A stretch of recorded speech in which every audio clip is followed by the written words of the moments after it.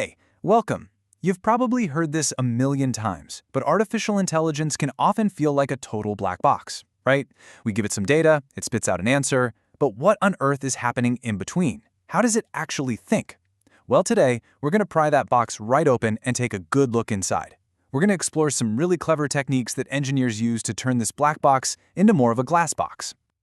All right, let's just jump right in with a question. You've got an AI, and it's telling you with 91% confidence that this picture is a dog. I mean, that sounds pretty solid, doesn't it? But should you really trust it? How do you know for sure it's not looking at the person in the background or the chair, or maybe it just has a weird thing for that specific shade of brown carpet? So to make this feel, real, let's imagine a scenario. Let's say you've built this incredible animal identifying AI for a local pet shop owner, but they're skeptical. They're not going to use your tech in their business until you can actually prove to them how it works. They just don't want to blindly trust some machine. So our mission today is to convince this pet shop owner. And in doing so, we're going to figure out how we can interpret what an AI is really doing. Okay, here's the game plan. We'll start with the whole black box problem. Then, to win over our pet shop owner, we're going to start with the most basic question. Where is the AI even looking? After that, we'll go deeper and ask what the AI actually thinks a dog is. We'll even try to reconstruct one of its thoughts. And finally, we'll zoom out and talk about why any of this actually matters in the big picture. All right, first things first. Before we get into anything too complicated, we just have to prove to our pet shop owner that when we show the AI a picture of a dog, it's actually looking at the dog. I know it sounds super obvious, but you'd be surprised. So one of the fastest ways to get a peek inside is with something called a saliency map. And the idea here is actually pretty simple. We basically ask the network, hey, which pixels in this photo, if you change them just a little bit, would have the biggest impact on your final dog score? The result is this cool-looking heat map. The brightest spots are the pixels that matter the most. It's super fast, which is great, but yeah, the results can be a little messy sometimes, a little imprecise. Now, if we want an answer that's a bit more precise and frankly a lot more intuitive, we can use a method called occlusion sensitivity. And honestly, this is just brilliant. Instead of asking the AI some complicated math question, we're basically going to play a game of peekaboo with it. We take a little gray square and we just start covering up different parts of the image, one piece at a time. And the process is it's so straightforward. You cover a little patch, you show the new picture to the AI, and you just watch what happens to that dog confidence score. If you cover up a patch of the boring background and the score barely moves, well, you know that part wasn't important. But the second you cover the dog's face and that score just tanks, bam, you found it. That's what it was focusing on. You just do that for the whole image, and you can build this amazing map that shows exactly where the AI is looking. And this is where it gets really cool, because this method can uncover some super surprising things. For instance, in one famous experiment, researchers had a photo of a dog right next to a person. And when they used that little gray square to cover up the person's face, the AI's confidence that it was seeing a dog actually went up. So why would that happen? Turns out, the person's face was just noise. It was distracting information. By taking it away, the AI got even more sure about the dog. It's a perfect example of how we can reveal the AI's hidden logic. So what's the bottom line here? It's basically a trade-off. Saliency maps are lightning fast, but they can be a bit messy. Occlusion sensitivity, okay, it's a lot slower because you have to rerun the AI for every single patch. But the results? They're incredibly clear and just make sense. And for our skeptical pet shop owner, this is gold. This is the clear, simple proof they were asking for.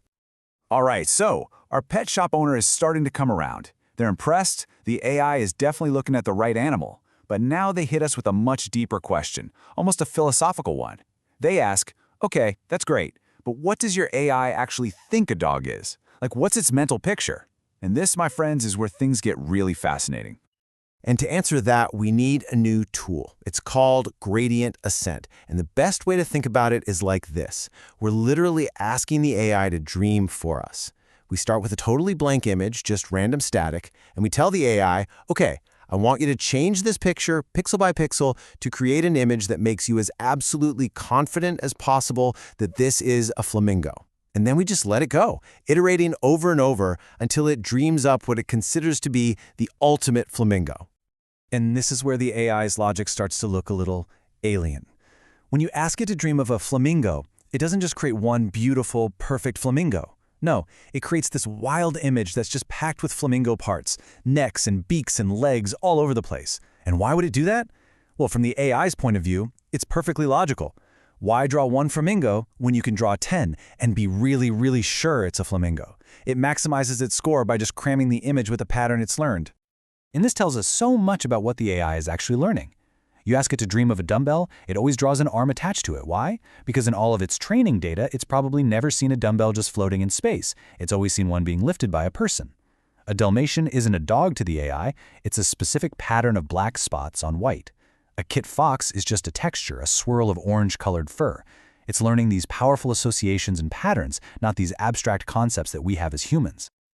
So, our pet shop owner is totally hooked now, but we're about to completely blow their mind. We've seen what the entire network thinks a flamingo is, but what if we could go deeper? What if we could isolate one tiny part of its brain, just a single group of neurons, and see exactly what its job is? What is that one little part specialized to see? Okay, so here's the catch. Deep inside the network, a concept that we might call dog ear or wrinkles on a shirt isn't a picture. It's just a grid of numbers. It's called a feature map, and it basically represents where that feature lit up. But it's totally abstract. It's just a spreadsheet of numbers. How on earth do you turn that back into something a person can actually see? Well, the answer is this amazing technique called deconvolution. The easiest way to think about it is like a reverse process. A normal AI network takes an image and breaks it down layer by layer into these abstract features. Deconvolution lets us hit rewind. It takes one of those abstract feature maps from deep inside the network and reconstructs it, building it back up layer by layer into an image we can understand. It shows us exactly what part of the original photo was responsible for making that one specific group of neurons fire. And the things this shows us are just incredible. Using this method, we can get concrete visual proof that one specific set of neurons has taught itself to be a detector for printed text. And this other little cluster over here, it has specialized in finding the wrinkles in clothing. And another has become a dedicated dog face detector. We can literally map out the individual jobs of different parts of the AI's brain. Okay, so at this point, our pet shop owner is totally sold. They're a true believer. They trust the model because now they actually understand it. But let's zoom out, because this whole thing is way bigger than one AI and one pet shop. This is really about the future of how all of us interact with artificial intelligence. So why should you care? Why does any of this really matter? Well, for one, it's about debugging. If a model gets something wrong, we can go inside and see why. It's about building the trust we desperately need to deploy AI in high-stakes areas, like self-driving cars or medical diagnoses, where we absolutely have to know why the AI made the call it did. It even helps us take these insights to build better, smarter, and more efficient models down the road. And I think this next quote just sums up the most mind-bending part of all of this. It says, "We never asked the network to look for wrinkles or text or faces. The only reason the network learned these features was to support final decisions at the last layer." Think about that. We never programmed a face detector. That skill just emerged, all on its own, because it was a useful step toward getting the final answer right. So in the end, that's really the whole point. It's about turning that intimidating black box into a transparent glass box.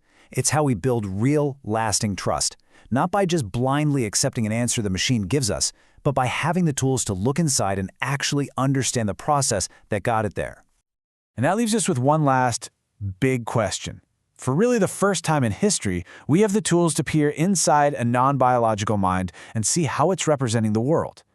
The question is, now that we can finally look, are we prepared for what we're going to find?